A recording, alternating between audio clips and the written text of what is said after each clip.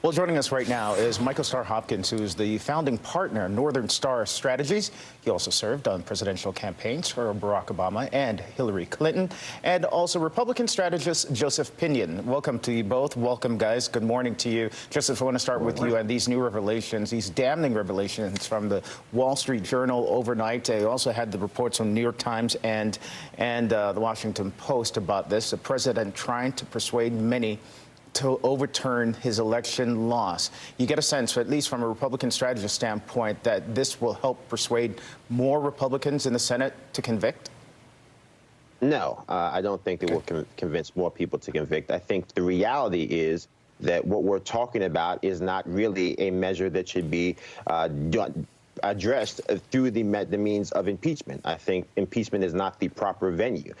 President Trump is now a private citizen. We have federal courts, we have state courts, we have civil courts, all of which have the authority to bring charges or to hear claims if President Trump has indeed violated the law. And so we continue to lean into the political tools necessary when in many ways there are other tools at our disposal that would be more adept at dealing with these cases. And in the end, it seems as if it may actually devour Joe Biden's presidency whole before he gets a chance to start doing the people's business of fighting this coronavirus and getting Americans back to work. But, Joseph, there is precedent for a former official being impeached even once they're a private citizen. Mm-hmm.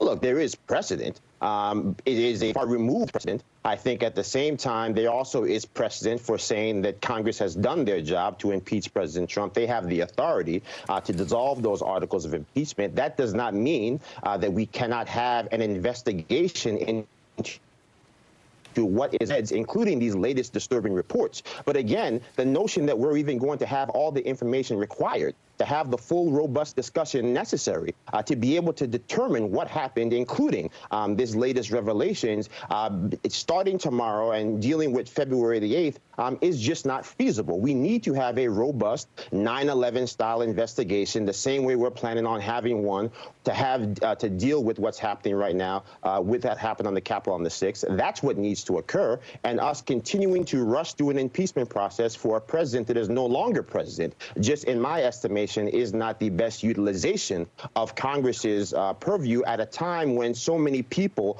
are facing the ravages of this COVID-19 virus. Yeah, we know so many are struggling. Michael, I asked House Impeachment Manager Congressman David Cicilline of Rhode Island yesterday whether all of this reporting will be included in the article. Here's what he said. This was all part of an effort, a desperate attempt by this president to stay in power despite the decision of the American people to elect Joe Biden as president. And it ended with an effort to incite people to go to the Capitol and try to substitute their judgment for the judgment of the American people in an election that was held in November. And so I think, that context will be important. So, Michael, how does this new reporting fit into the impeachment case? And could this delay in the trial actually benefit Democrats if more news like this leaks out? So I've got to say, first of all, Republicans have to figure out what kind of party they want to be. Do they want to actually be a substantive party that, is about policy and protecting our democracy? Or do they want to be a cult? Because right now they're a cult of Trump. And so what we saw a couple weeks ago, and I don't say this lightly, we saw an attempted coup. And for that to happen and us to then not hold him accountable, anything is fair game after that. So do I want to spend time impeaching Trump and then doing the conviction? Absolutely not. But at some point there have to be lines. Some things are so bad, we have to hold people accountable. This is it. But at what cost to Biden's agenda, though? Look, I mean, the Senate's going to have to figure out how to walk and chew gum. But if we let Trump get away with this, how do we tell another president he can't do the same thing? 20 years from now, how do we tell someone we held him accountable? At some point, the only way we can have rules is if we follow them. And right now, I really worry we're just going to kind of gloss over everything. Michael Starr Hopkins, Joseph Pinion, thank you both so much for joining us this morning. Good to talk to you both.